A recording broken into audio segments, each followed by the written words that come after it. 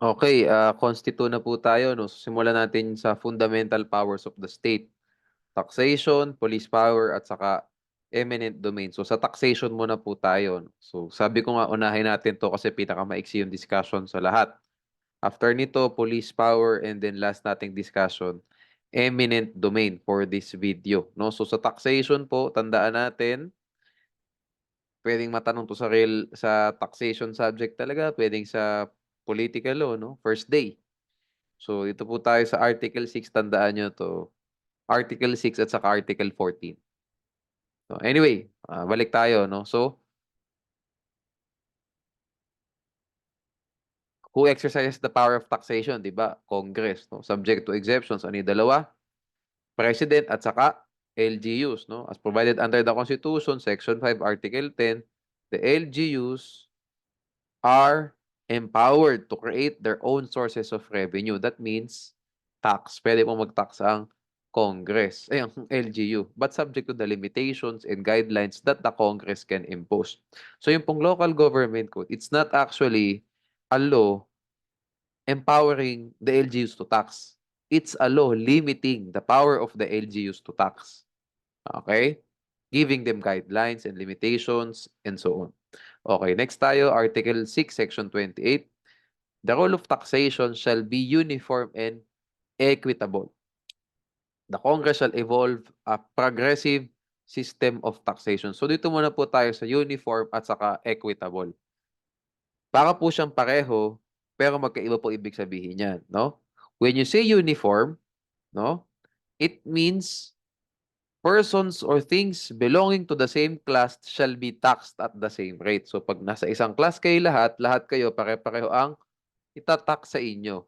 Basically, sabihin natin kung pareho kayong below 250,000 ang kita for the whole year, no tax.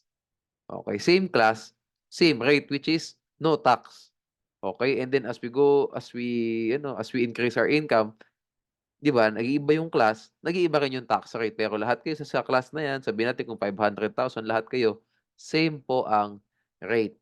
Pag sinabi nating equitable, it means that tax shall be strictly proportional to the relative value of the property. Ayan na nga, gamitin natin yung tax tax table, 'di ba? For income tax, 'di ba? Proportional siya to the relative value. The more na tumataas yung pera, yung income per year, the more na tumataas yung tax rate o yung itatax to sa tao. Okay, it's proportional to the relative value. Pag sinabi mong uniform, lahat ang nasa isang class, isa lang din ang tax rate. Okay, yun po pagkakaiba ng dalawa na yan. Ngayon, dito po tayo sa progressive tax, no? Can there be a regressive tax in the Philippines? The answer is yes. Because sabi po sa Section 28, evolve lang. Hindi naman sinabing limited lang tayo sa progressive system of taxation. Pwedeng regressive.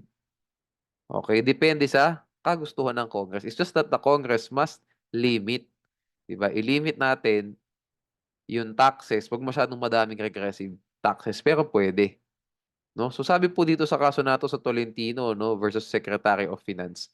Sabi daw yung VAT is a regressive tax, no? So yun. Pero ang definition po kasi ng regressive tax sa general principles ng taxation, 'di ba? Ang ibig sabihin niyan is the lesser the value, the higher the tax. 'Di ba? Pag naman progressive, 'di ba, the higher the value, the higher the tax. Pero ito pong sinabi nila dito, regressive tax yung VAT, even though sa VAT, same property, 'di ba? Lahat ng same property lang lahat, subject to the same tax. Pero sabi nila like if you're buying coffee, whether mahal o mura yung coffee, subject to VAT, 'di ba? Depende sa gaano ba kalaki sales nung seller. Okay? Pero sabi nila regressive yun. Pero para sa akin, di ba same value siya? Same value ay higher value. Different yung value. Can be high, can be low. Pero same yung rate. So parang hindi ata siya yung typical understanding natin ng regressive tax. Kasi sa regressive tax is the lower the value, the higher the tax. Ito, regardless of the value, same tax. Pero sabi nila regressive, so we follow that. That is a regressive tax. Okay. Limitations on the exercise of the power of taxation. So due process of law. Tax should not be confiscatory. Equal protection clause. Taxes should be uniform and equitable. Nakalagay nga dyan, di ba? So it must, 'di ba, ano ba isang requisite for valid classification, 'di ba? All members of the same class parang must be treated the same, 'di ba? It shall apply alike to all members of the same class. So, ano 'yun? Uniform, 'di ba? All members of a class shall be taxed at the same rate. So, it must be for a public purpose, no? If the taxation was made for a special purpose, ito yung section 29, paragraph number 3, article 6, it must be treated as special fund and paid out for such purpose only. When that purpose is fulfilled, the balance, if any, shall be transferred to the general funds of the government. Cannot be used for any other purpose. No? Pero madalang naman yan, no, na may special purpose na tax made for a special purpose. Basta kung nilagay sa bar exam yan, tandaan nyo, limited lang siya for that purpose. No? Kung ano yung natira dyan, hindi pwedeng gamitin for another public purpose. Sabihin natin, this is for nasalanta ng bagyo. No, tax para sa mga nasalanta ng bagyo sa wherever province. Okay, so dapat pag ginasta yung tax na yan, yung kinolekta para dyan sa mga nasalanta ng bagyo, doon mo lang gagastusin. Hindi pwedeng gagamitin mo yung sobra dyan para naman sa mga nasalanta ng bulkan, ng pagsabog ng bulkan. Hindi pwede. Okay, dapat dadalhin po yan sa general funds of the government. Okay. O ngayon, pag nasa general funds of the government ka na, saan siya mapupunta later? Baka isalin siya dun sa, para na sa yung national budget. Doon na siya papasok. Kasi general funds na siya, general pera na ng gobyerno eh. Okay, double taxation, inilagay ko lang dito, pakibasa na lang. Pero this is a proper topic for taxation law. Double taxation in its prohibited sense. So ano yan? Imposition of two taxes on the same subject matter for the same purpose of the same kind or character by the same taxing authority within the same jurisdiction and during the same taxing period. So meron tayong 6 requisites for there to be double taxation in a prohibited sense or a direct double taxation. Indirect naman pag valid eh. Okay, so paano natin itindihin, no? 6 requisites. Ayoko na may abbreviation. We need to remove that. So, pag sinabi mong subject matter, titingnan natin, ano ba yung nature ng tax? Is this a privilege? Is this a business tax? Is this a transfer tax? Is this a privilege tax? Okay? Yan yun. Okay?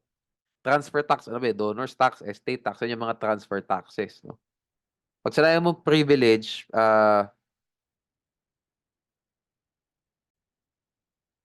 example lang privilege tax is income tax, no? It's a privilege for doing business. Diba? Pag corporation ka, no? Income tax, corporate income tax, that's an example of privilege tax, no? So, paano pag sinayang tanggalin natin itong business tax na to? Okay. For the same purpose, for revenue ba to or regulation purposes? Pag sinabi mo revenue, ay yun ang primary intention. Revenue measure talaga siya. Pag sinabi mo regulation, regulatory purposes, ano example niyan? Sabihin natin yung tax sa yosi, sa cigarettes. Yes, revenue, may kinikita po ang gobyerno dyan, may revenue, pero ang primary purpose niyan is to regulate the selling, the use of cigarettes kasi nga unhealthy siya. Diba? So it's actually a tax.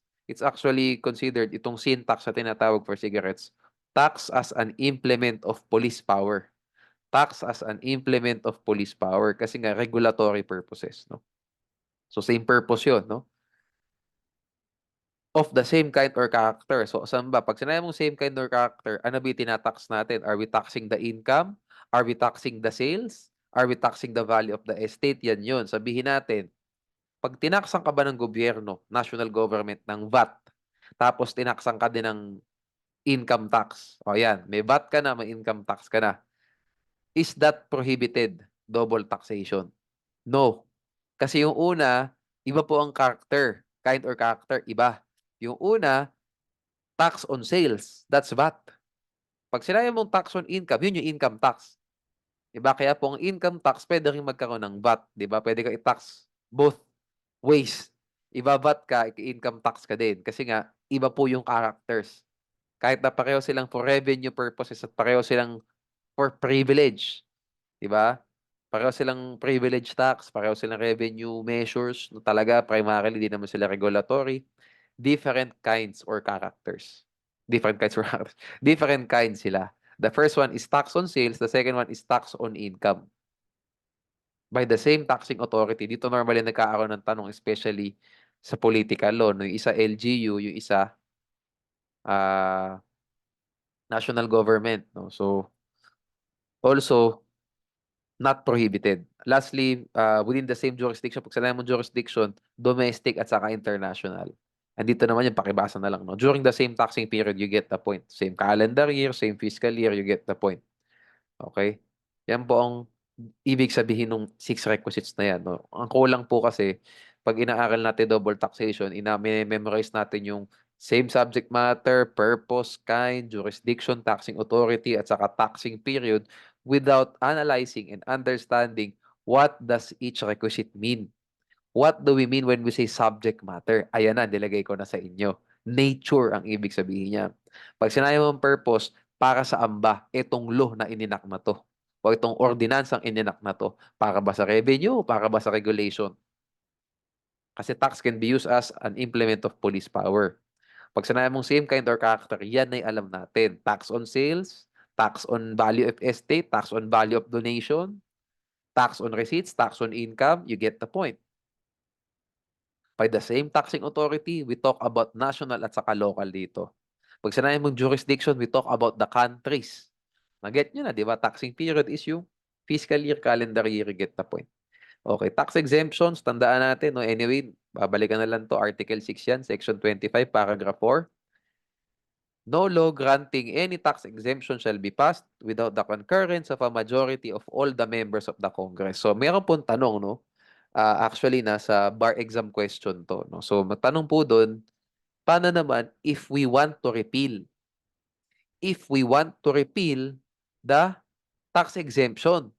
Sabihin natin, ginrant natin ABC Corporation o exempted ka from taxes. O, nakakuha ng majority of all members of Congress. No problem. Later on, gusto na i-repeal lang Congress yung tax exemption.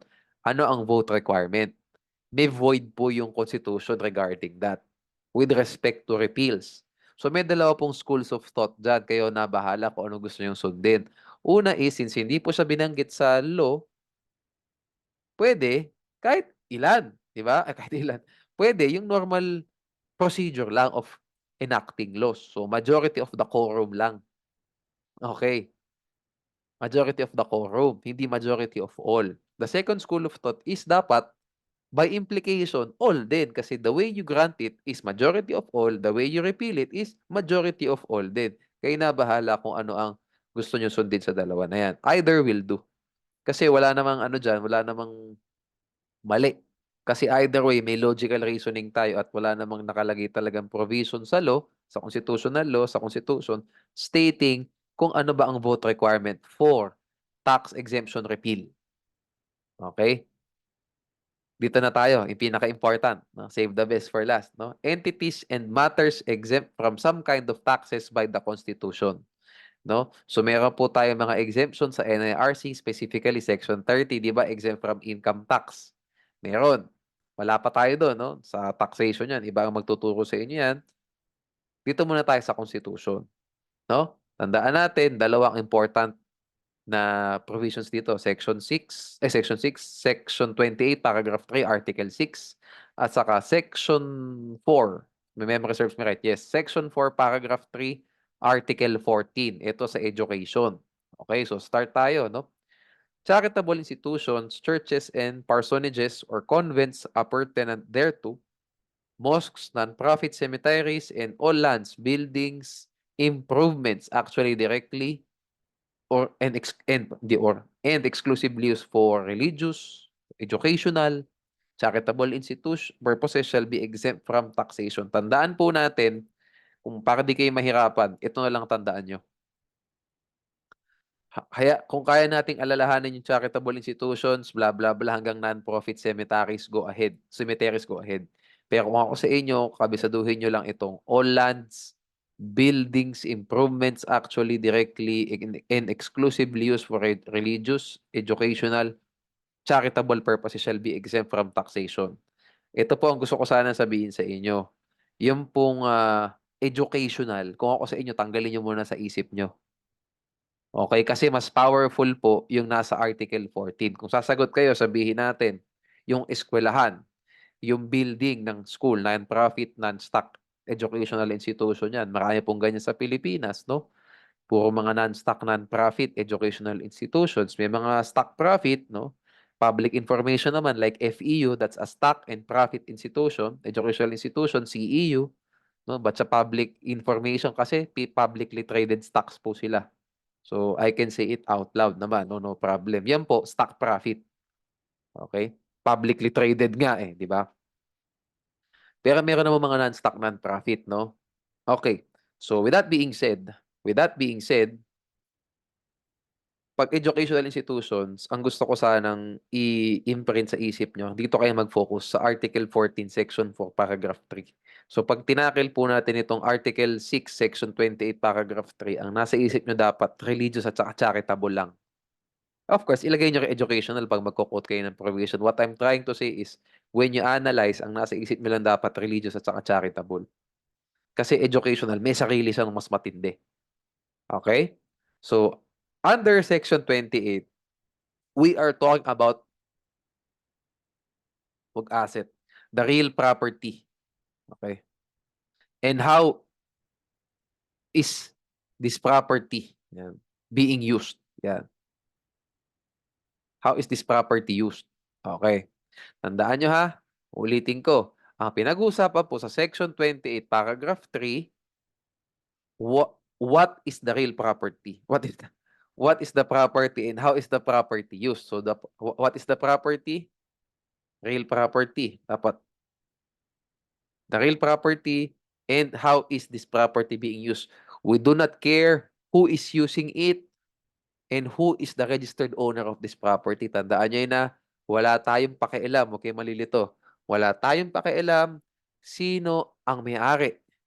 Wala rin tayong pakialam sino ang gumagamit. Ang pakialam natin ano at paano. O ayan ha.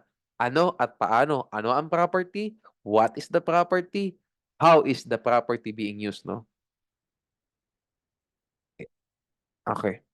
Example, a corporation can be exempted from real property tax if the property it owns is used as a chapel of the Catholic Church. Example, pinarenta ng corporation yung kanilang vacant lot sa Catholic Church. O yung Catholic Church bumuo ng chapel dyan sa lupang nirenta na yon. Tanong, is that property subject to real property tax? The answer is no, because it is actually directly exclusively used for religious purposes. Flip natin. Merong pagmamayari ang Catholic Church, vacant land din. Alam naman nating maraming lupa, no? Maraming lupain ang mga religious sects, no? Lahat, no? Lahat ng religious sects, marami po silang lupain, whether sa Metro Manila or sa probinsya. Sabihin natin, may vacant land sila, ginamit yung vacant land for factory. Sabihin natin sa probinsya, no? Sabihin natin sa Cavite, maraming factory dyan, no? May vacant land yung Catholic Church, ginamit yung lupa ng isang korporasyon para sa kanilang factory. Question, is that property subject to real property tax? Yes. Ulitin ko, it does not matter who is the owner. It matters how the property is being used. It is being used for commercial purposes. Factory yan eh. Di ba? It doesn't matter kahit na nakapangalan sa titulo, Catholic Church, it doesn't matter. It is subject to real property tax. Okay? Sige. Also, remember that the exemption is limited to lands, buildings, and improvements. Kasi kung maaaral nyo po no, sa taxation law, yung real property taxes, hindi po limited dyan sa conventional na mga real properties. Di ba? Sa civil code, ang kotse ba real property? No. That is a personal property. Diba? Kasi hindi naman siya attached sa lupa. Diba? In a permanent manner. It's not. It is a, tawag dyan, moving property. So, movable. Diba? So, pero sa real property tax po, under the local government code, subject yan to real property tax. Pwedeng masubject to real property tax. Sabihin natin pag may-ari siya ng isang korporasyon. Pwede. Which leads us to our next point. Okay, sige. Magandang pasok. Section 4, Paragraph 3, Article 14. All revenues and assets of non-stock, non-profit educational institutions used actually directly exclusively for educational purposes shall be exempt from taxes duties. Okay? So tandaan natin, ang nakalagay po dito, assets. Hindi po sinabing lands, buildings, improvements. So with that being said, mas broad po ang coverage ng Article 14. All assets are covered, whether personal or real properties. They are exempt from real property tax if they are actually directly and exclusively used for educational purposes. That's why I'm saying, pag educational, kung ako sa inyo, sa isip nyo, when you analyze, kalimutan nyo ni Article 6, Section 28. Focus tayo of Article 14. Kasi mas powerful siya. Okay? The provision in Article 14 states assets. It covers all kinds of properties. This is not limited to real properties. So the word improvements under Article 6 does not cover machines. But the term assets under Article 14 covers machines. Example, no? A bus is used by the church for its outreach. No? So, di ba? That's for charitable, religious purposes. Pwede mo sabihin yung outreach is para sa ano, no? Makakala pa sila ng maraming followers. That is for religious purposes, 'di ba? O pwede mong gamitin 'yan para magpakain ka sa mga mahihirap. Charitable, 'di ba? Purposes. So either way, sa outreach po ng church, pwede siyang pumasok sa actually directly exclusively used for charitable at saka pwede siyang pumasok sa actual directly exclusively used for religious purposes. Kung sabi ko nga, ginagamit ni Libas para makakuha pa ng maraming believers, maraming followers. Okay. Tuloy natin yung example, yung question. Also, a bus is used by the school for its field trip.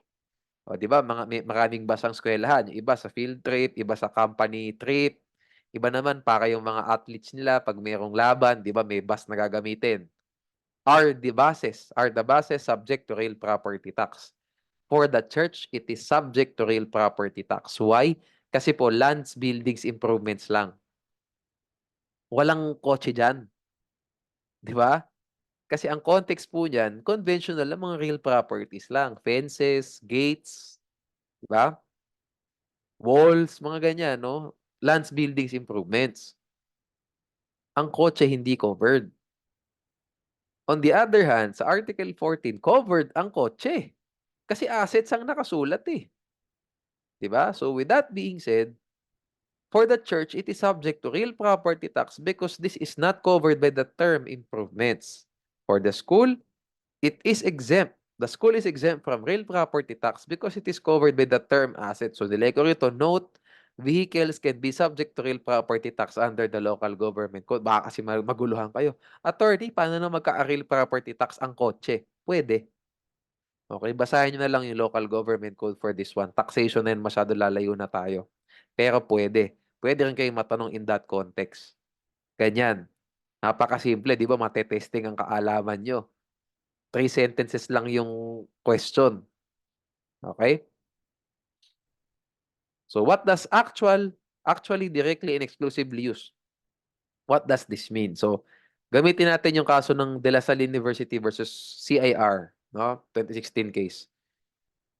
Yun po kasing Lasal, no? Nagpagamit siya na yung school, no? Hindi naman lahat 'yan library lang, hindi lahat classroom. 'Di ba? Merong lugar diyan para sa concessionaire, sa restaurant. Restaurant. Oh, may cafeteria pala, ba't restaurant? Grabe naman, no? Cafeteria, sabihin natin. Merong ganon, di ba? Tanong, yung bang cafeteria na yun, is that subject to real property tax or not? So ito po sabi sa DLSU case. The lease of a portion of a school building for commercial purposes,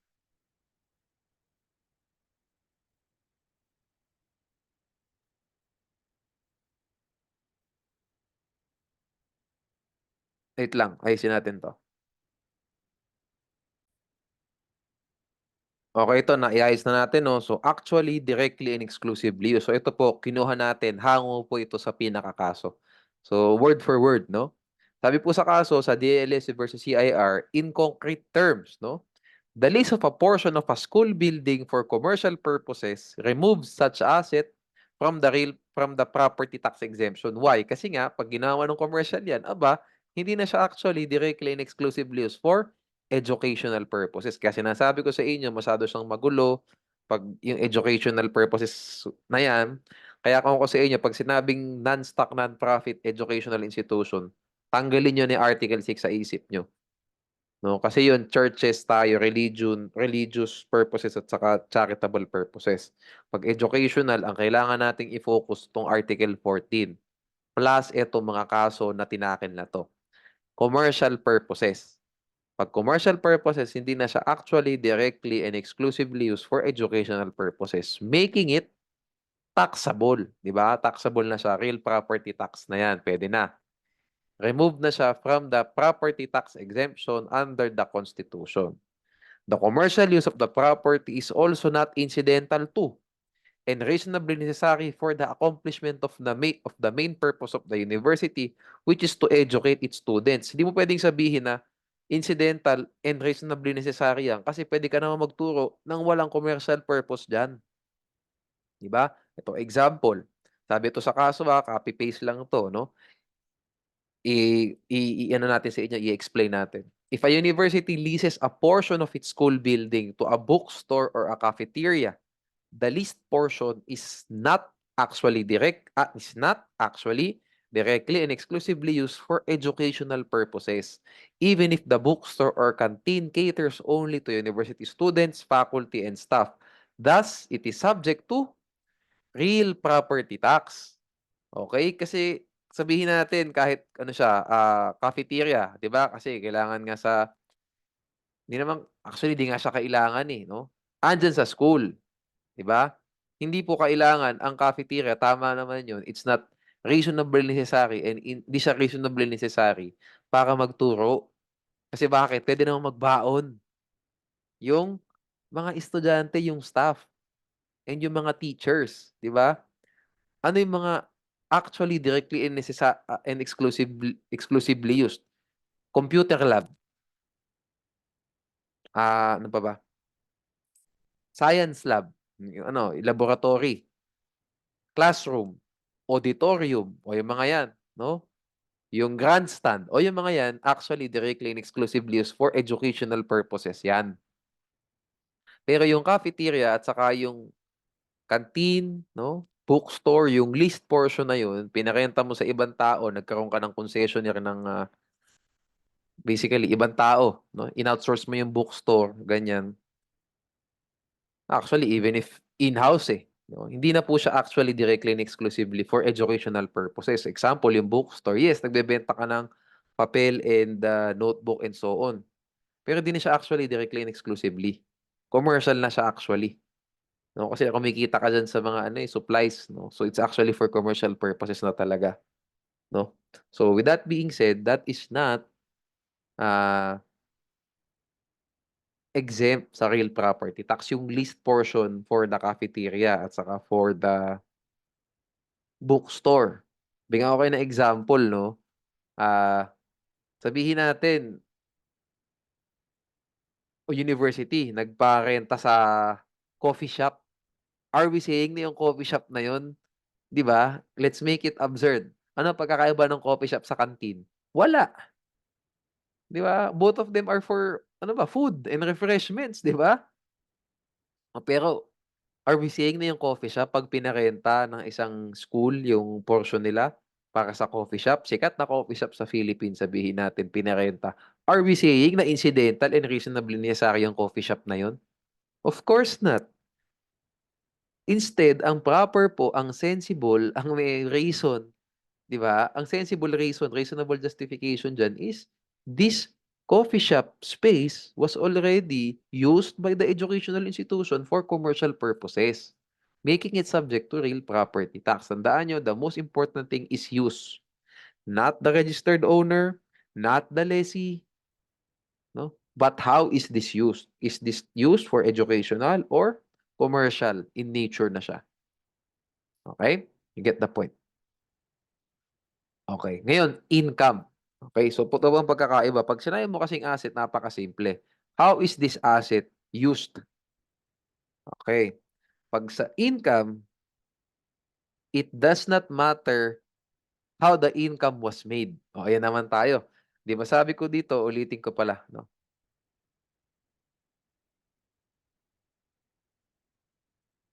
Okay dito.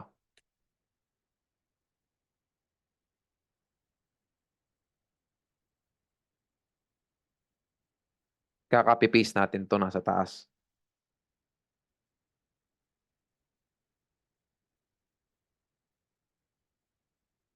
Article 4, paragraph 3. Ay, section. Yan. We are talking about the hindi pala real property, the asset, no? The asset. And how is this asset used? We will not factor in who is using it, but who is using lang nilagay ko. Who is using it? Okay. And who is the registered owner? We will not factor in these things kung sino ang gumagamit at sino ang registered owner. We don't care. Okay? We care about how is this being used, no? Who is using it? Okay. And who is okay. We get the point. Now, sa income naman tayo, medyo makakalito, no? Sa income naman po, it does not matter how the income was made. What we care about is how was the income used. Ulit. So, tandaan nyo ha. So, gusto nyo, ang ano rito, ang hirap dito talaga sa dalawang sections na to. Maraming pasikot-sikot. Okay? So, tandaan nyo lang, basta ako sa inyo, basahin nyo ng basahin tong discussion ko na to para tumatak sa isip nyo, hindi kayo malito. Okay, so pag section 28, paragraph 3, article 6, ang important lang dyan, ayan, yung mga nakalagay dyan, real property lang siya, land, building, improvements, charitable, religious. Actually, directly, exclusively. O, yun ang mga important. Doesn't matter who is the registered owner, doesn't matter who is the user. We only care about how is this being used and what is the property we're talking about. Okay? Ito naman sa assets, dalawang parts yan. May asset segment tayo, meron tayong income segment. O sa asset segment, ulit natin ulit, it doesn't matter who is the owner, it doesn't matter who is the user. We care about what is the property and how is it being used. Hindi po kasali ang incidental. Hindi nakikasali ang reasonably necessary. Ang kailangan lang natin, we only focus on actual, directly, and exclusively. Which makes sense kasi pag ipinasok mo yung incidental, everything becomes incidental kasi guys. 'Di ba? Pag ipinasok mo yung salitang incidental and reasonably necessary diyan sa educational purposes na yun at saka sa taas doon sa religious at saka sa charitable, anything can become incidental. 'Di ba? That is ano na we will make the provision larger than it actually is na, 'di ba? Like yun, imagine coffee shop, incidental sa mga estudyante. Does that even make sense? Pero pwedeng gawa ng rason na gano'n, 'di ba? Incidental po 'yan kasi kailangan ng mga estudyanteng magpahinga, 'di ba? Medyo ano na siya, lalayo na sa katotohanan, 'di ba? So, focus lang kayo sa actually, directly, and exclusively. Pag hindi diyan may bahid ng commercial use 'yan, okay. Hindi na siya covered ng exemption sa real property tax, no? Whether Article 6 or Article 14. Sa assets 'yan, no? Assets 'yan. Now, so tandaan nyo sa Article 6, lands, buildings, improvements lang. Sa Article 14, all assets, including personal properties. Okay, now let's go to income segment. Sa income segment po, ang important dyan, it does not matter how the income was made. It can be made by business. Okay? What matters is how was this income used. Gawa natin ng examples. Dalawa. Okay? Anyway, as after nito, meron tayong maraming examples. Examples dapat to. Yeah, examples marami, no? Okay. ABC School earned 1 million pesos as interest income from YZ Bank. So, nag-deposit po, sabihin natin ng time deposit yung school. O kumita ng 1 million sa bangko. The interest income was subjected to final withholding tax. Alam naman natin yan, di ba? Yields sa deposit account, di ba? Subject to tax yan. 'di ba? Sa sa National Internal Revenue Code as amended. Okay. Later, ABC School used this interest income to buy books for its students. Oh. Should ABC School request for a tax refund on the interest income? The answer is yes. Tama naman, no? Kasi syempre, withholding agency YZ Bank. So, pag binigay yung 1 million pesos dun sa ABC School, dapat naikaltas mo na yung tax dyan. Di ba? Hindi mo ibibigay 1 million buo. Di ba? May kaltas-kaltas na yan. Tax and whatever. Okay? Okay tayo. Ngayon, syempre, i-justify ni ABC School na ito po, ginamit namin yung interest income na yan para sa mga estudyante. Ibinalik namin sa kanila, basically. 'Di ba? Para sa mga dapat po tax refundable. Ma-refund namin yung tax. Refundable ba siya? Should ABC School request? Yes. Because the income was actually directly and exclusively used for educational purposes. It doesn't matter how the income was made. Kompletuhin nga natin. A non-stock non-profit pala. Ayan. Okay.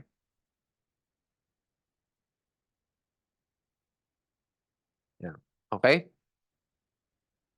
Doesn't matter how it is made. We care about how is the income used. Kahit galing po sa bangko yan, galing sa negosyo, galing sa commercial space. Okay, next question tayo. ABC School, a non-stock, non-profit educational institution, earned 1 million pesos as lease income from the coffee shop that rented one of its commercial spaces. The lease income was used by ABC School to build a computer laboratory for its enrollees. Is the rented portion of the coffee shop subject to RPT? Yes. Kasi that property, that portion was not actually directly and exclusively used for educational purposes. Next question. Yung lease income, di ba yung 1 million na kinita doon, no? Binigay ng coffee shop, ito po yung 1 million. No? Yan. Renta doon sa, bayad namin sa renta. Okay. Bayad namin renta. Ginamit yung 1 million pambuo ng computer laboratory. Exempt ba siya from income tax? The answer is yes. Because it was actually directly and exclusively used for educational purposes. Yan yung gusto ko i-point out sa inyo. Di ba nagkakaroon talaga ng blending, nagpapagulo. Okay, so tandaan nyo ha. Tandaan nyo. Pag sinabi nating assets, sa educational institution na lang tayo, wag na muna tayo sa charitable, saka sa uh, religious purposes. Sa educational, we care about how is this property used. Does it matter who is the owner? Does it matter who is the user? What we care about is how is this used. Okay? Actually, mali pala. We care about who is the user then, no? We will not factor who is the registered owner. Ayan. We are talking about the asset, how is this being used and who is using it. Ayan.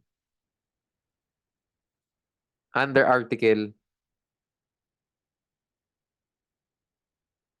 yeah, under article 14, no? Kasi kailangan non-stock non-profit yung gumagamit. So, yun pala tatlo.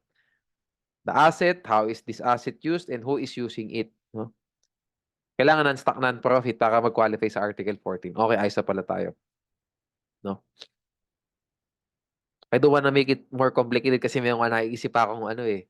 May mga naiisip pa akong papahirapan kayo na mga scenarios, no? I don't wanna make it so complicated na. So, I think we can ah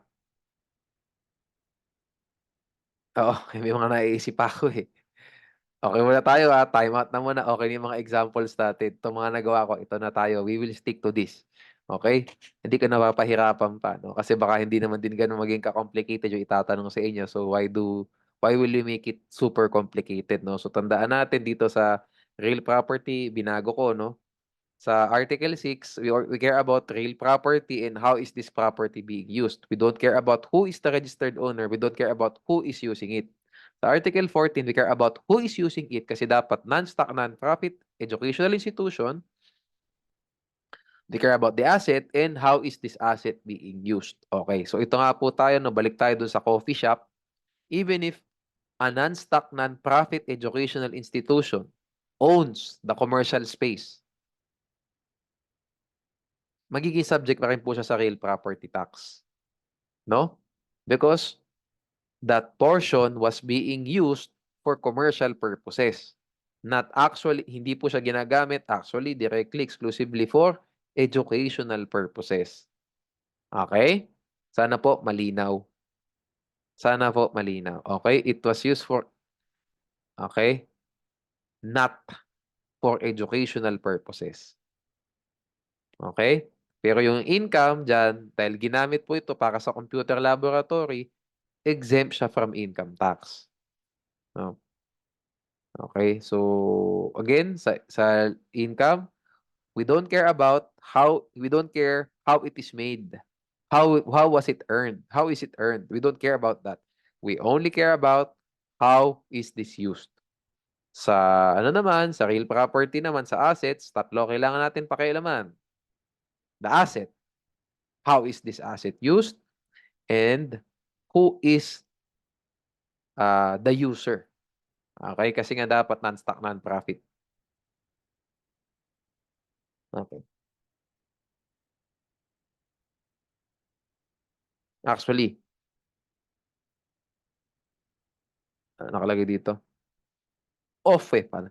Assets off, non-stock, non-profit. So, dapat pala sila rin talaga owner. So, we care about everything. How is this asset used? Who is using it? And who is the registered owner? Actually, kailangan sila din. We care about everything. Okay? Scrap natin lahat. Ayan. Kasi nga sabi, para mag-qualify ka sa Article 14, all assets of non-stock, non-profit. So that means we care about who is the owner. The owner must be non-stock, non-profit. Who is the user? Malamang sila din. Kasi for educational purposes eh. 'Di ba? Ayoko nang pahirapan pa, make it out of, parang pahirapan ko pa kayo na out of the blue example na sabihin natin, non-stock, non-profit yung may-ari, pinarenta nila sa stock profit, tapos yung stock profit, ginawa ng university ni rentang property. Masyado na siyang absurd. Okay?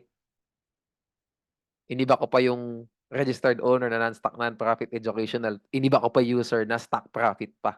'Di ba? Masyado na siyang mahirap.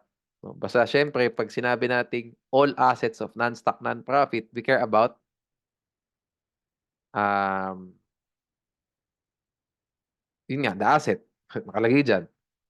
How is this used? So, dapat actually directly and exclusively for educational purposes. Who is the user? Non-stock, non-profit. Who is the registered owner? Non-stock, non-profit. So, ito pala. No? So, sige. In that sense din, no, meron ding ano, ito lang isa ko pa sanang i-point out dito. In that sense, yung educational purposes under Article 6, nagkaroon din siya ng kahit papaano kagat. Kasi nga naman tama, Article 14, it is only limited to non-stock, non-profit educational institutions, while ito pong Article 6, Section 28, Paragraph 3, hindi po siya limited. Sabi lang dyan, educational purposes. It doesn't matter kung non-stock, non-profit or hindi. Okay? So yan. Pag non-stock, non-profit educational institution, maganda focus tayo sa Article 14. No? Pero kung hindi, no, kung hindi siya non-stock, non-profit educational institution, pwede natin gamitin yung Article 6. Sige nga, gawa na natin ng example. Ito yung gusto ko sana i-point out. Example. ABC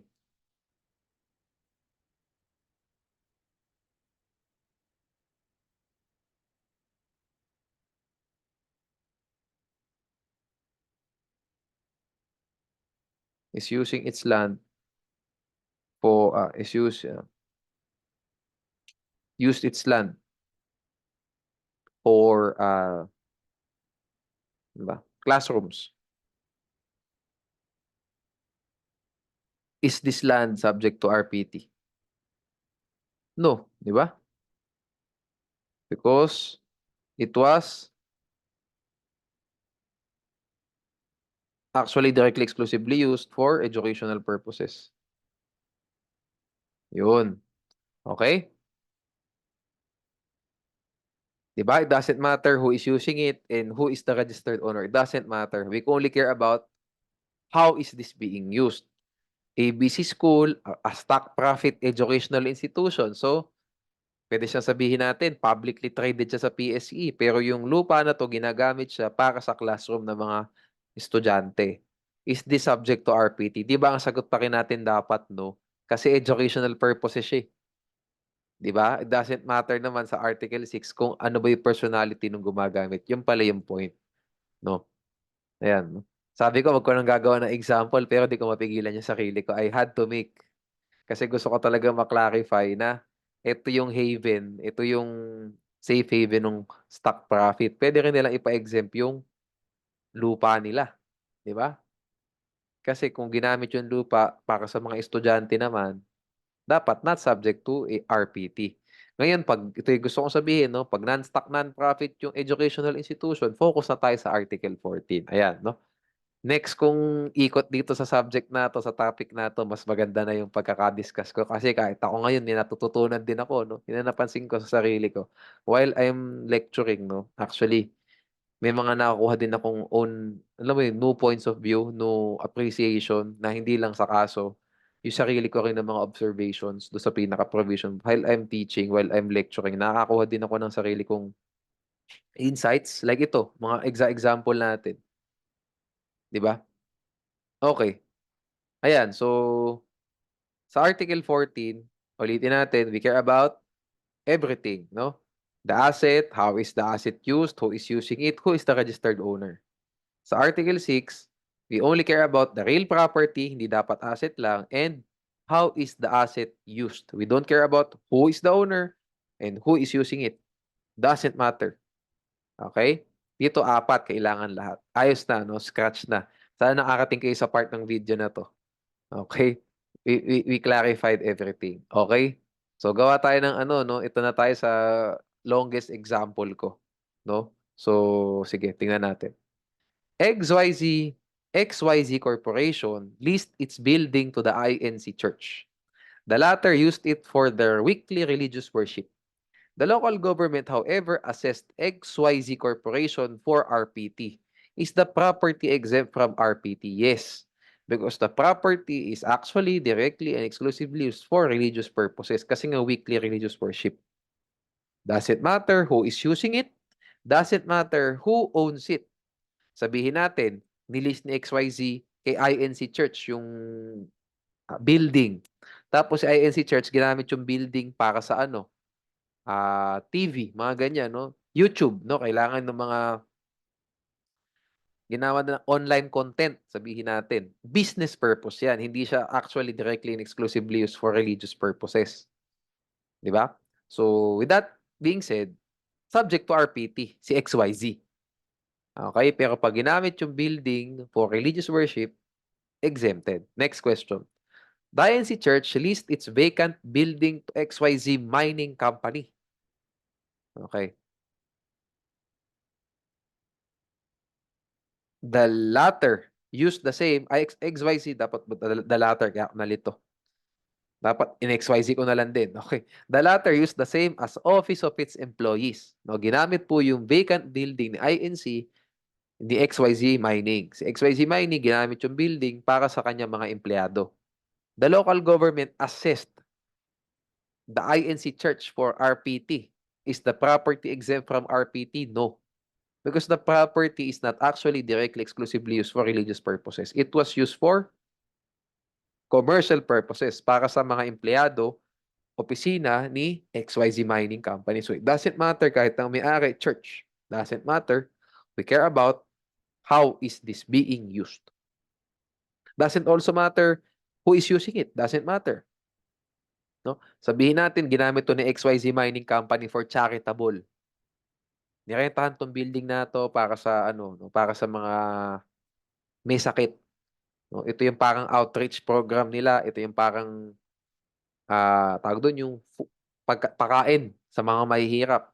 Exempted kasi charitable, di ba? Dahil to, pinakamahirap sa lahat ng mga tanong ko so far. Dahil si Church leased its vacant building to AAA University, a non-stock, non-profit educational institution. The latter, ay na naman ako sa the latter. The latter use the same as classrooms for its K-12 program. Okay? The local government assessed the INC Church for RPT. Further, the BIR assessed the INC Church for lease income. Lastly, the BIR assessed AAA University for its income from the K-12 program. Okay? From the enrollments. From the tuition fees. From the tuition fees in the K-12 program. The income from the K-12 program was used to invest in treasury bonds. Okay, so inassess daw ng BIR, AAE University sa tuition fee para sa tuition fee na collect ng university na to para sa K-12, no, program. Sabihin natin sa senior high nila, no, yung grade 11, grade 12, nagkaroon ng income doon sa tuition fee, ginamit yung tuition fee to invest in treasury bonds, no, for the Philippines, no, Philippine treasury bonds. 4 questions, mga kapatid, mahilig ako sa ganito, especially sa remedial law, di ba? Is the INC Church exempt from real property tax?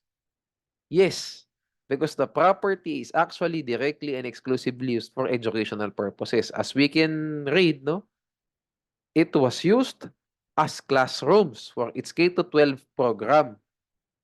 Article 6 po ang mag-a-apply, hindi po Article 14. Why? Because this is not an asset of the non-stock non-profit educational institution. Ito pala yung point ko. Buti nilinaw ko bago tayo pumunta sa last example ko na to. Article 6 ang mag-govern kasi yung pong owner ng property, hindi naman non-stock non-profit educational institution. So what's our right? Ano ang right natin? Ano ang reason natin ba't natin i-apply Article 14? We do not apply that. Ang i-apply natin Article 6. Diba? In general yun eh. Educational purposes. So scrap nyo pala, sabi ko sa inyo, pag nagbasa tayo ng Article 6, sabi ko, huwag kalimutan nyo ni educational. Huwag po pala. No?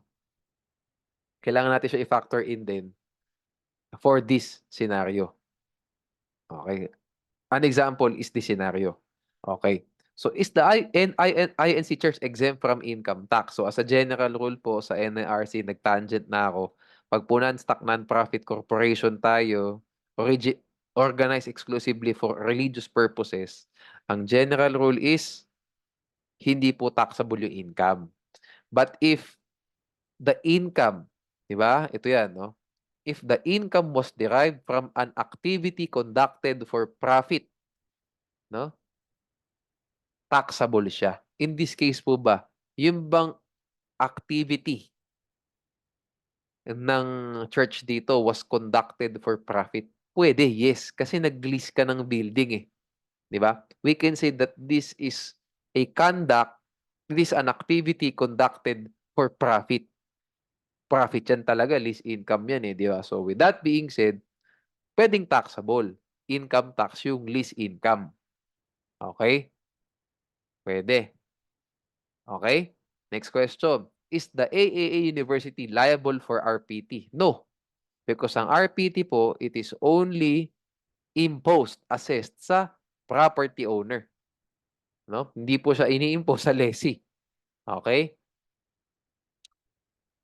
Sa liability yun, exemption, hindi na tayo ang point ko lang dito, hindi na tayo aabot sa number 3 question, hindi na tayo aabot sa exemption part kasi sa who is taxable pa lang, wala na eh, di ba? Hindi mo pwedeng i-tax ng RPT ang lessee kasi lessee lang. Okay? Ang i-impose mo dyan yung registered owner, yung property owner. O ngayon, pag nalaman na natin, sabihin natin, ito si INC Church ang property owner dito, di ba? O since exposed po siya sa RPT at saka natin titingnan ngayon yung possible exemptions. May actual direct exclusive use ba yun for charity, for religious, for educational? Ganon. Diba? Kailangan mag-qualify ka muna na expose ka to RPT kasi kung di ka expose in the first place like lessee ka, hindi ka talaga taxable. Yun ang point ko dyan. O lastly, is the AAA University exempt from income tax kasi yung income nyo doon sa tuition fees? Is AAA exempt from income tax? No. AAA University is subject to income tax. Why? Because the revenue from the tuition fees, di ba? Hindi po siya ginamit for educational purposes. Ginamit siya for commercial purposes kasi the income was used to invest in treasury bonds. So, income niya from the tuition fees, subject po siya to income tax. Okay? Yes. Ay, okay. Buti tinignan ko. No to. No, kasi invest in treasury bonds eh. Di ba? So, no. Bec- Because, okay. Here. Ay, wag ganun. Here, the tuition fees, the income from the tuition fees, yan, was used for commercial purposes. Okay, thus, the income is subject to income tax. Subject to tax. Okay. O wag na subject to tax, is taxable na lang. Okay. Buti pala chinek natin no, bago matapos. Okay. After po nito, ano na tayo? Other fundamental powers of the state na tayo. So, police power at saka eminent domain. Okay. Sa police power po, basahin nyo na lang yung meaning ng police power. Hindi nyo naman kailangan yan for the purposes of the bar. Ang kailangan nyo sa bar, yung mastery nung dalawang requisites. Okay? What are the requisites for a valid exercise of police power? Okay? Kasi ito po ang pinaka-important sa lahat ng fundamental powers eh. Police power talaga. Kasi this is the power of the state to regulate. At yan naman talaga ang primary function ng state eh, to regulate. Diba? Yung eminent domain, hindi naman ganun kadalas yan. At saka yung, well, taxation madalas, pero yung taxation is more on revenue. Para merong pera ang gobyerno para tumakbo to defray the expenses of the government, di ba? Tapos yung eminent domain, kailangan lang yan, ginagamit lang yan pag kailangan ng gobyerno yung lupa. Okay. Ang police power, ito lagi talaga. Regulation to eh. Ito talaga ang function ng gobyerno to regulate the activities of people, 'di ba? Para lahat tayo may peace and order. Okay. So with that being said, what are the two requisites of police power? Lawful subject, lawful means. What do we mean when we say lawful subject? Ito 'yan. The interest of the public requires the interference of the state. No, mahaba pa yung nakasulat na sentence diyan. Let's make it simple. No? Kasi meron pa kang nakalagay na as distinguished from those of a particular class. Tandaan nyo, syempre, kasi sa bar, baka maganda kung masabi nyo lahat. Pero ang tandaan nyo, pag sinabi lang na lawful subject, the interest of the public requires the interference of the state. In Tagalog, kailangang pumagitna ng Estado dahil sa interest ng publiko. Dahil interest ito ng publiko. Para sa interest ng publiko, ayun, para sa interes ng publiko, kailangan pumagitna, pumasok, makialam ang Estado. Ang ganda, di ba? Interest public requires. Tandaan nyo, kung matatanong tayo sa bar, kailangan alam talaga natin itong dalawang requisites na to. No? Sa lawful means naman tayo. No? The means employed are reasonably necessary for the accomplishment of the purpose of the law. So, ano po ang pinaka-important na word dito? Sige nga, sa lawful means. Yung una na yan, dalawang parts yan eh. May isa pa dito eh. Ano yung pinaka-important dyan? Sa unang clause na to. Tandaan nyo, ang pinaka-important is the word reasonably. Yan ang pinaka-important. Kasi this will determine if exorbitant, excessive ba yung means, no? Excessive, confiscatory na siya, no? Excessive, exorbitant, abusive, no? Yung salitang reasonably. Reasonable ba itong means na sinasabi ng law para ma-enforce natin yung public interest? Ano yung public interest? Yun yung lawful subject. No? Ako, kung papasimplahin ko to, ito lang sabihin ko dyan. Ako, basically sa utak ko to, wag yung sa bar exam question, wag sa answer nyo. Ito ko para sumimple, para sumimple ito sa akin. The means employed are reasonably necessary to accomplish the lawful subject. O in Tagalog, etong paraan, no? Itong paraan na nakalagay sa batas ay kailangan para ma-accomplish natin yung lawful subject. Yun ang nasa isip ko. That's how I understand it. Una, kailangan may lawful subject. Pangalawa, so how can there be lawful subject? May interest ng public na kailangan pumasok ang estado. Minsan 'pag tinagalog mo talaga mas mage mo, eh, 'no? Kahit na ilang taon na, mababalik-balikan mo pa rin, 'no? Kasi kailangan pasimplihin mo talaga sa isip mo, eh. O lawful means naman tayo, yung paraan na sinabi ng batas ay kailangan para ma-accomplish natin itong lawful subject na 'to, 'di ba? Reasonably necessary. Oh, eto ba yung dapat nating gawin talaga? Kailangan talaga 'tong gawin na 'to para ma-accomplish natin yung public interest or baka hindi naman kailangan 'yan. Baka kaya naman nating gawin ng ibang paraan para ma-accomplish natin yung public interest na 'to. Example 'no, bago tayo pumunta marami akong example dito. Sabihin natin, 'pag hindi ka nagpabakuna kukulong ka. Hmm, sa COVID nun 'di ba? Bakuna, 'pag di ka nagpabakuna ng COVID vaccine kukulong ka. May lawful subject ba dun? Yes, 'no? Kailangan po ano ba yung public interest in this case? Public health ang interest natin. We need, yung the inhabitants of the Philippines to be healthy, to not be exposed to COVID. So, this interest of the public being healthy, now it requires ang pamamasok, ang panghihimasok, ang pakikialam ng Estado. It requires the interference of the state because it is the interest of the public to be healthy, to not be exposed to COVID. Ngayon, saan po nagkaroon ng problema rito? Sa lawful means. Eto bang means employed, reasonably necessary pa ba siya? Reasonable pa ba siya para ma-accomplish natin yung lawful subject natin? Kailangan bang magpakulong tayo ng tao 'pag hindi nagpabakuna para lang matupad natin yung lawful subject which is public health? Hindi ba Nona?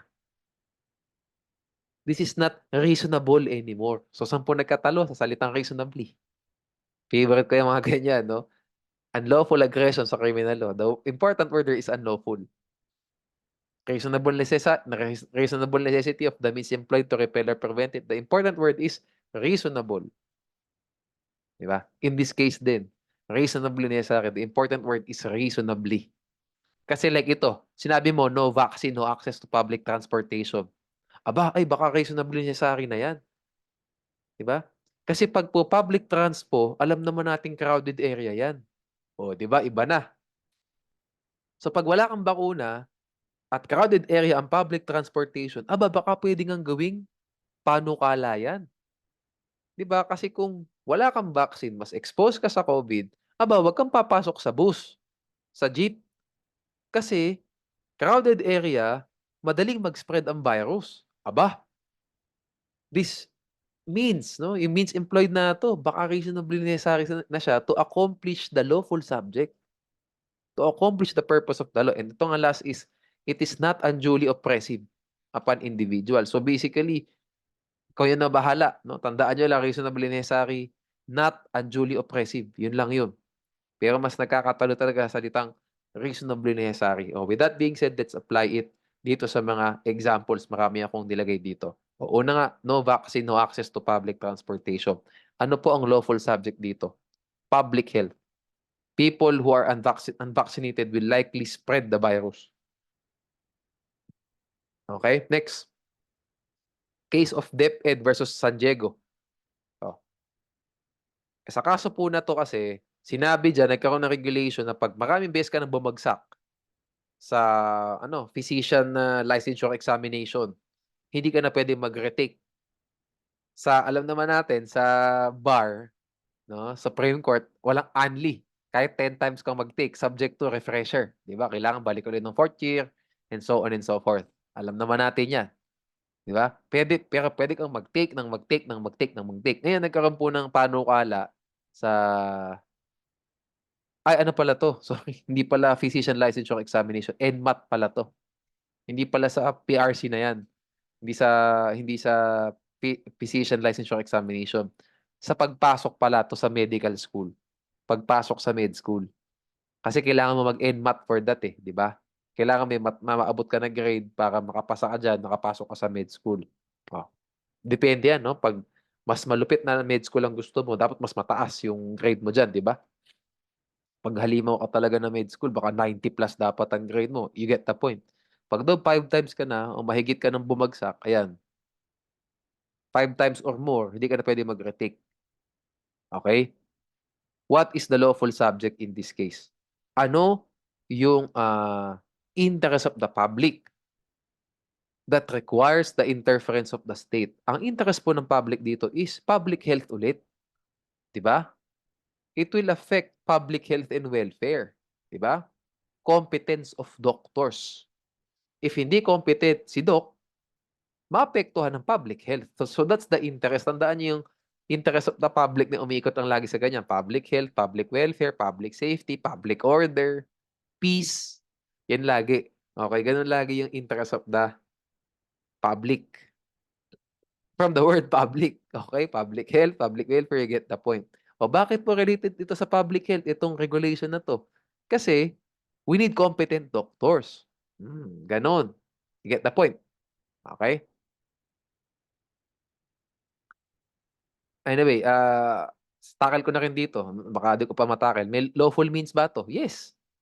No? Is this regulation reasonable and necessary to accomplish yung public, yung purpose natin? The purpose natin is to maintain, to improve public health, public welfare. So yung means ba na to? Is it reasonable for everyone? Yes. Di ba? Kasi marami ka naman chances to take. 1, 2, 3, 4, 5. No, on the fifth take, kung hindi pa rin talaga kinaya, baka tama naman na pwedeng stop na. Not only for everyone, but also for you. Baka iba dapat ang pangarap mo. Iba dapat ang destiny mo sa buhay, ang fate mo sa buhay. Something like that. So, it's reasonably necessary. Pag naman one take, tingnan nyo, babaguhin natin. Paano pag one take pa lang, hindi ka na pwede mag-retake? Aba, ibang usapan na yan. Kasi hindi na siya reasonable. Hindi na siya, ay, ano na siya, oppressive na siya. O, di ba? It is unduly oppressive already. One take pa lang, bawal na. See? Inaano ko lang ng konti, di ba? Ibinabago ko lang konti yung example, nag-iiba yung sagot. Di ba? That's how you will get itong mga ganitong provisions. Itong mga principles na to, no? Kasi nga ito more on analytical side to. Yang constitute starting sa police power.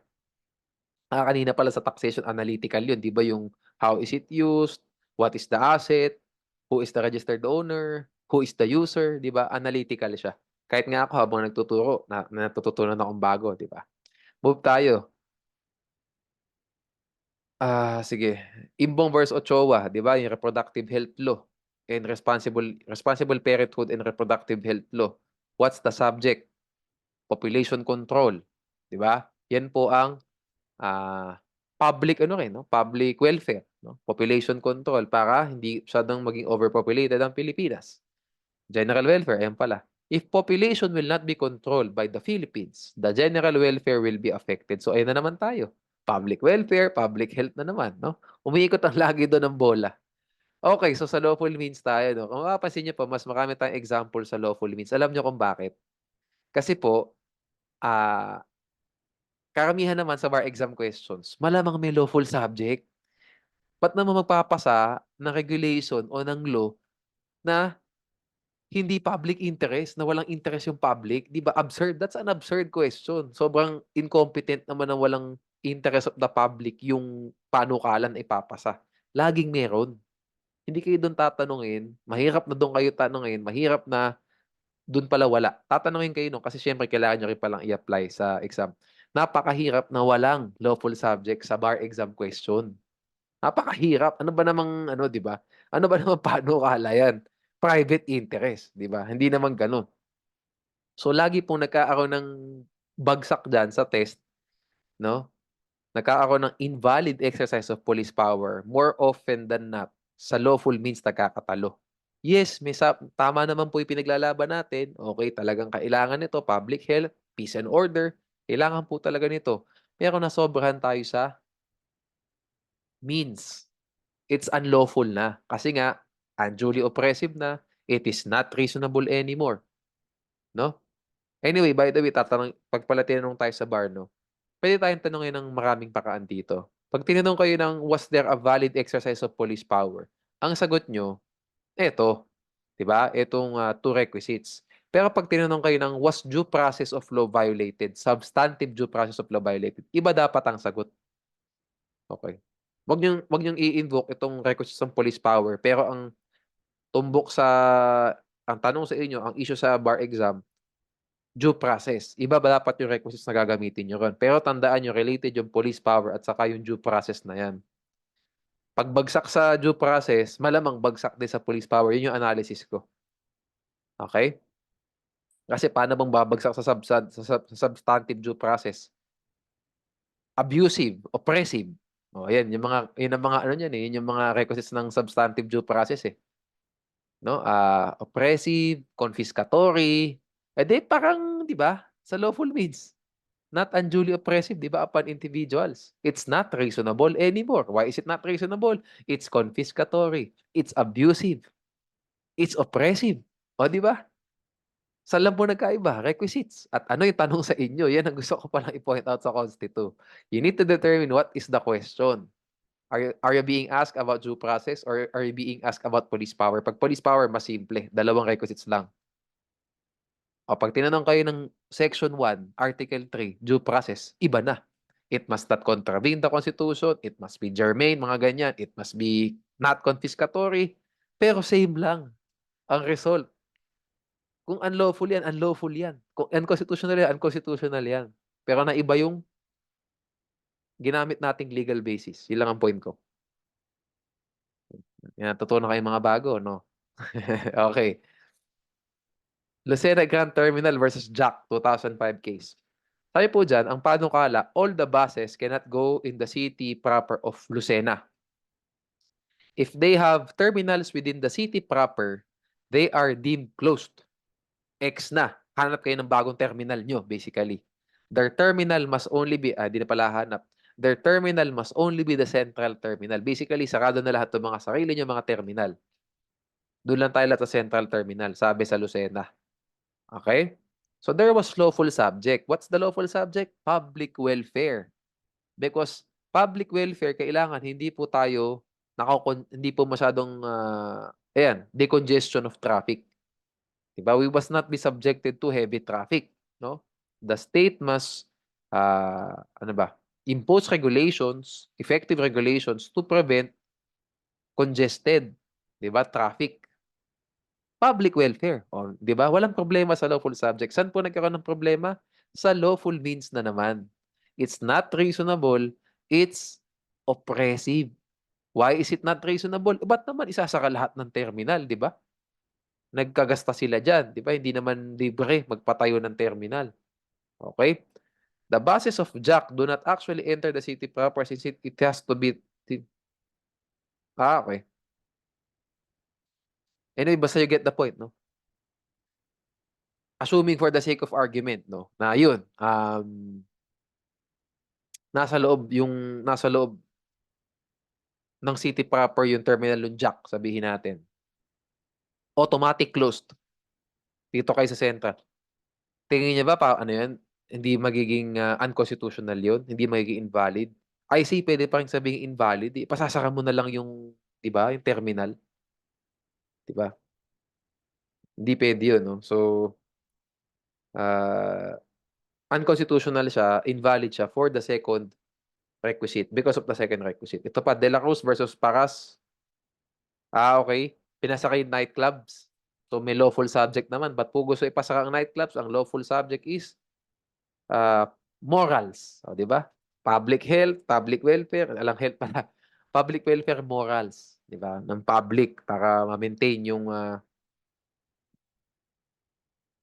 morality ng state. Pero mali na naman yung lawful means. Wala na naman tayong lawful means kasi it's already oppressive kasi not all nightclubs, not all clubs, not all dance halls perform acts contrary to public morals. Hindi lahat. Paano kung ballroom 'yan? 'Di pasasara mo, 'di ba? Ano naman ang masama sa ballroom dance, 'di ba, nung araw usong-uso 'yan sa mga lola natin, mga ka-ballroom, 'di ba? So, hindi po siya contrary to public, not all, 'no. So, It may have a lawful subject, but wala po siyang lawful means kasi it's not reasonable, again, it's already oppressive. Gano'n lang lagi ang sagot, mga kapatid. Oh, you get the point? Okay. Ayan, prohibition of collecting parking fees in mall parking facilities. Sabi po kasi sabi kasi nung ano, nung parang, ordinance 'no, if I remember correctly sa OSG versus Ayala, 'pag mall owner ka, hindi ka puwedeng mag-collect. Okey, hindi na sa lawful subject 'to, iba na 'to. Sabi diyan, bawal kang mag-collect ng pera. Kung mall owner ka, 'pag sa parking diyan sa mall mo 'no, hindi ka puwedeng magkolekta ng parking fee. 'Di ba ngayon nagkokolekta ng parking fee, 'di ba may per hour pa 'yan, eh. First 2 hours free, after that may pumapatak na ang laki-laki nung per hour, right? Nagkaroon po ng regulation, bawal daw, prohibited 'yan. Tanong, was this a valid exercise of police power? The answer is no. Kasi it's actually not. Hindi kasi dapat invalid, eh. This is unconstitutional because it was not an exercise. It was not, diyan. It was not an exercise of police power. It was an exercise, okay, of, ah, power of eminent domain and the property of the mall owners, okay, was and the properties were taken without yun, just compensation. Kaya siya unconstitutional. Not because of, police power, but because of another, ayun, of another principle na, which is just compensation, eminent domain. Okay, sige. Pinasok ko na rin dito kasi maganda 'no, nabasa ko na topic, inilagay ko na rin diyan. Pero hindi siya sapak dun sa lawful subject, lawful means. It's actually a separate topic na which we will tackle later on. Lupangco versus Court of Appeals. The PRC prohibited examinees from attending review classes and receiving tips or handouts 3 days before the date of examinations. Ang tawag natin dyan, PRC naman to, di tayo covered. Ang tawag sa bar niyan, di ba yung last minute tips? Bawal ka daw umattend ng last minute tips. Tama ba yun? No. Sa PRC, no. Kasi hindi na siya lawful means. O again, may lawful subject ulit, 'di ba? Kasi nga integrity, 'di ba? We need to prevent cheating sa examination, no? So, prevent leakages. Integrity, alam mo 'yan ang mga words, integrity, morals, public welfare, public health, you get the point. Ganyan lagi yung interest of the public requires the interference of the state sa lawful subject. Walang problema diyan normally. Usually, ang problem talaga lagi sa lawful means. O bakit walang lawful means? Kasi unreasonable, no? It is unreasonable to achieve the purpose which is to maintain the integrity of the examination. Bakit mo pabawalang mag-aral ang mga bata? Is this even reasonable? Bawal kang mag-aral na 3 days, o bawal ka na makinig sa lecture, 'di ba? Eh, kailangan mo nga nagmamadali ka na, eh, 'di ba? It doesn't make sense. So, it's unconstitutional. Okay, next tayo. Fernando versus Saintsco. Okey, ba't gano'n na naman? Hindi siya invalid exercise. Because it was a not okey,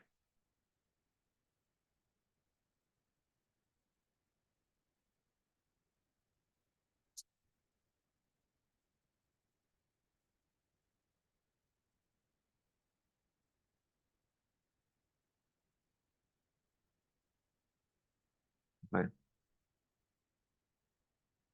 Assuming that it was an exercise of police power, yan. There was also no lawful means, ayan.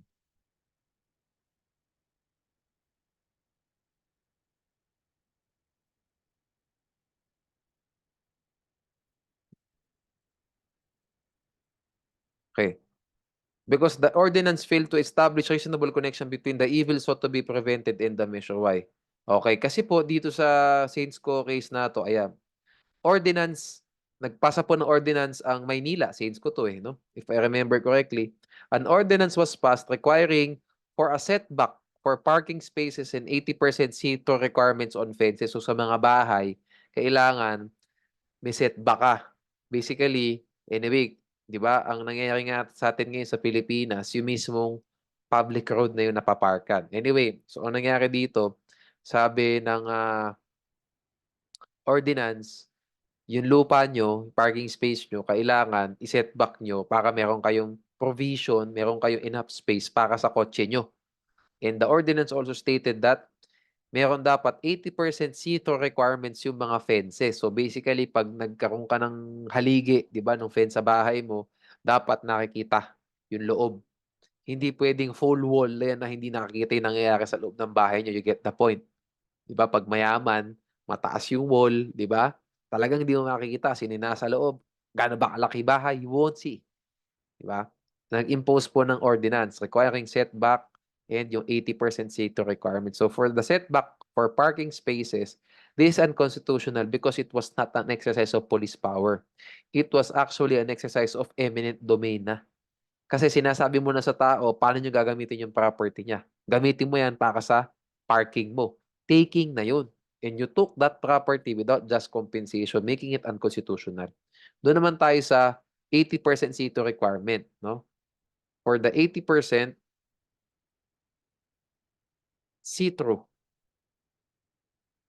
requirement on fences, grabe yan, di ba? If you think about it, kung way back when, no, marami kang pera, mayaman ka, way back when, nagpagawa ka na ng malalaking walls, no, para di nakita yung loob ng bahay mo, papatibag mo, di ba? Anyway, for the 80% see-through requirements on fences, there was also no lawful means because the ordinance failed to establish reasonable na naman tayo, di ba? We fail to see why is this reasonably necessary to accomplish the purpose of the ordinance. Ano yung purpose ng ordinance? To prevent criminality daw. No? To prevent criminality. Is this reasonably necessary to prevent criminality? Ang sabi po ng law ng Supreme Court, no. Because the ordinance failed to establish a reasonable connection between the evil sought to be prevented and the measure. Why? Because crimes can still be committed within the structure. Di ba? Which cannot also be seen which cannot. Okay.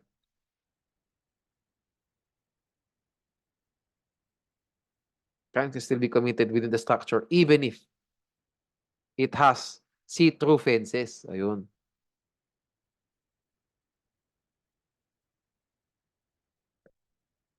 Further, these crimes, no? Ayan. Because crimes can still be committed within the structure even if it has see-through fences. Additionally, crimes, ko? Wait lang, hindi ito yung tumbok na sinabi nung kaso. Ano sinabi ko dito? Ayan. Crimes can still be committed within the structure, no? Which cannot be seen pala. Tama pala to. Which cannot still be seen. Despite having, so in Tagalog, kahit naman may see-through fences ka, pwede pa rin naman mag-commit ng crimes inside that building na hindi nakikita ng tao. Yun ang point. So kahit nakita po, no? Kita nung see-through fences, nakikita ng see-through fences yung labas ng bahay mo, di ba? It doesn't necessarily mean na makikita rin yung crimes na nakomit sa loob. So it's not reasonable. Di ba? It's actually oppressive din. Kasi sabi ko nga sa inyo, paano kung nagpatayo ka na ng malalaking malls? Di ba? Alam niyo kung isipin niyo nga, mas safe nga yung Di ba? Yung hindi nakikita yung loob ng bahay. Kasi kung nakikita yung loob ng bahay, tingnan na lang natin sa US, no? Tangent na lang tayo. Based dito sa kaso. Sa US po kasi, uso sa kanila yung bahay agad, walang gate. Di ba? Bahay, alang gate. Pag nasa suburbs community area, bahay lang talaga. Mas mahirap nga yun kasi kung may mga masamang loob, pwedeng sumilip-silip agad sa bintana mo. Di ba? Makikita agad paano kayong gumagalaw sa loob, sino yung mga tao sa loob. Oh, di ganun din pag sitro yung feds. Maaaninag. Sino ba yung mga nakatira dyan sa bahay na yan? Ilan lang ba sila? Kailan ba sila umaalis? as opposed sa naka-cover talaga. Tago yung bahay, hindi nila alam ano nangyayari sa loob, 'di ba? Mas private ka tapos mas mahirap pasukin 'yan, 'di alam kung papaano nangyayari sa loob, eh, okey? Okey, sige, I think we get the point na 'no? So, eto tax as an implement of police power, ito pong Ferrer versus Mayor Bautista. This is an example of tax used as an implement of police power.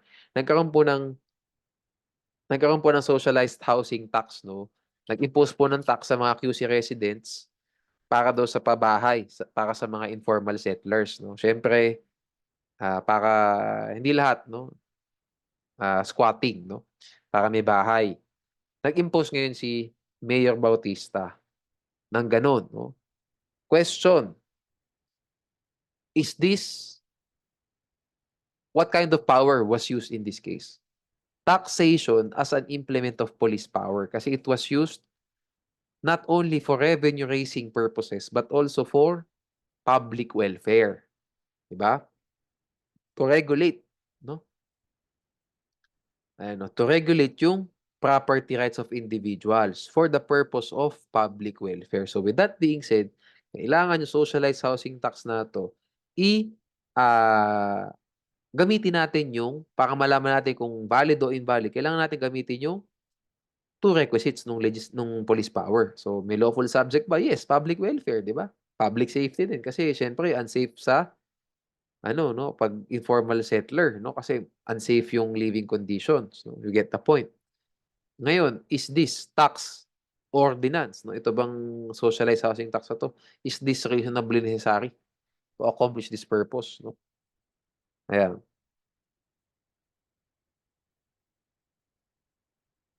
ayan 'no.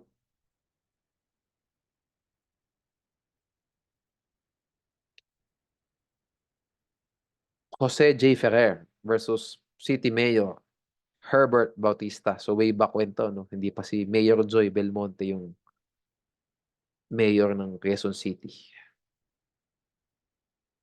Anyway, hindi naman na-invoke sa kaso na yun, pero kung tayo-tayo lang 'no, we will check 'no. Puwede nating kasi sinabi nga tax as an implement of police power. Ang point ko lang is 'pag kayo, tinanong kayo sa bar ng ganyan, gamitin niyo yung, "Was there a valid exercise of police power?" Gamitin niyo yung two requisites. Hindi na pala ginamit sa kaso na 'to. Walang lawful means, lawful subject dito. Meron. Ito pala lawful method.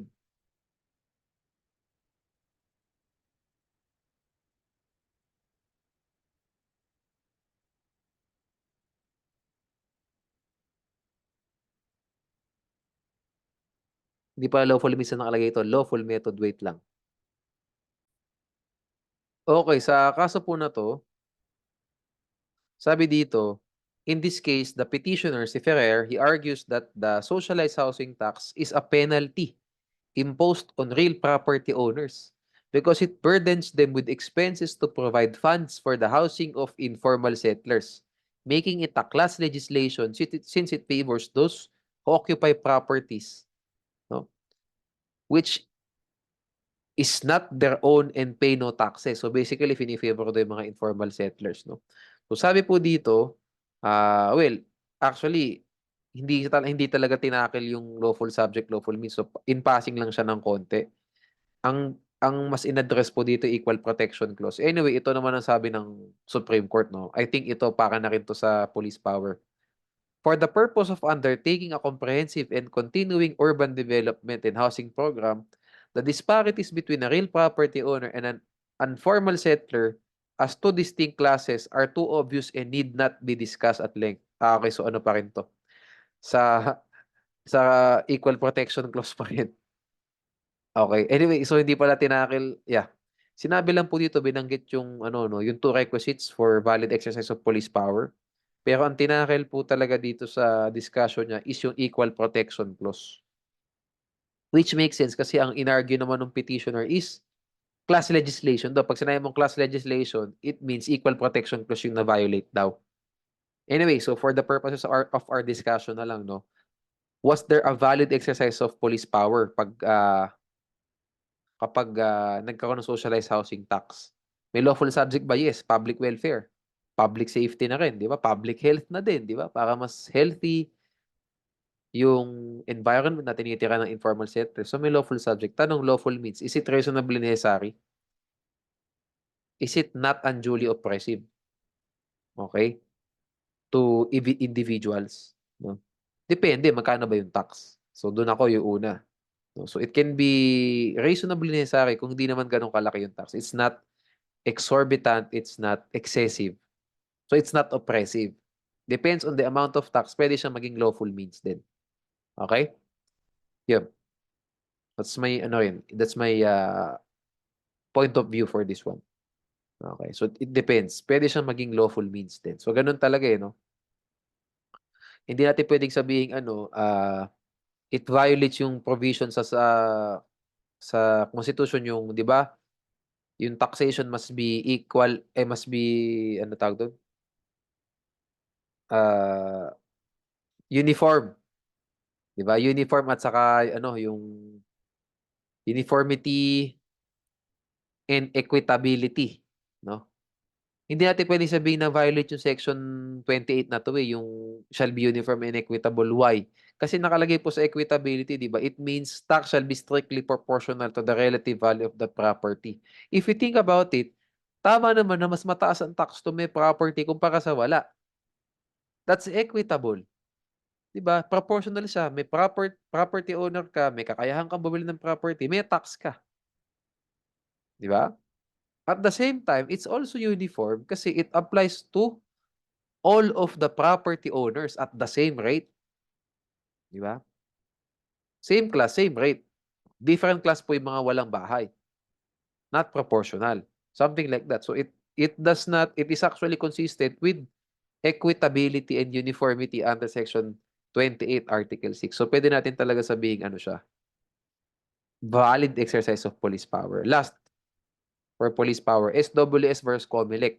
Survey firm is required to publish information as to the name of the person paying for the survey.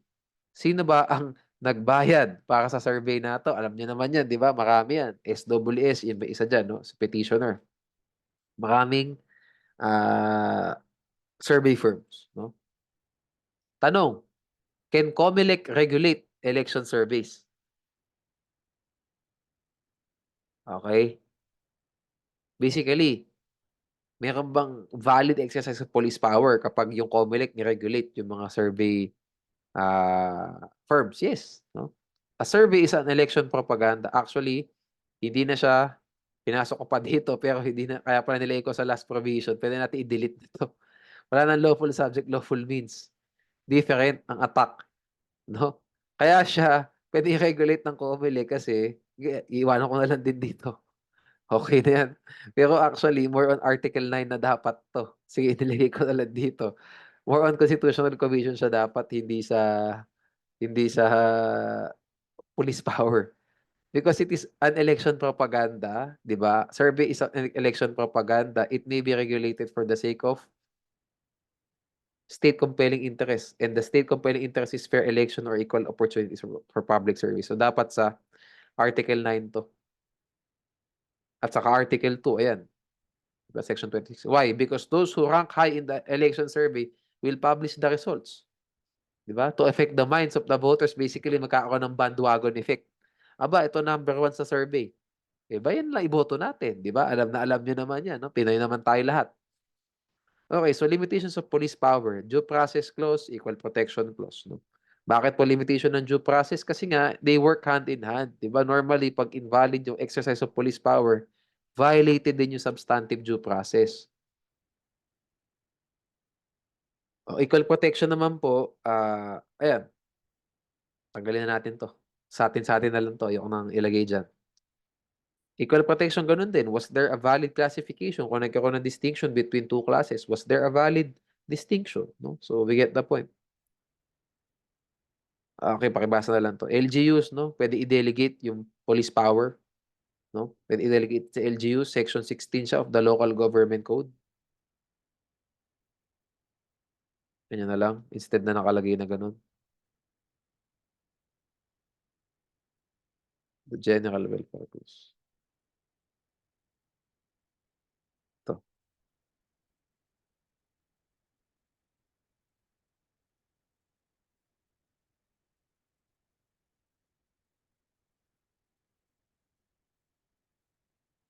Okay, power of eminent domain as an implement of police power. Example is yung Comprehensive Agrarian Reform Law, 'di ba? Tinake with just compensation yung mga agrarian lands, agricultural lands to regulate yung right to property ng mga tao. Kailangang ibigay natin sa mga magsasaka. Okay. Eminent domain as an implement of police power to regulate uh, the right to property of people, 'di ba? At saka sa social justice na din.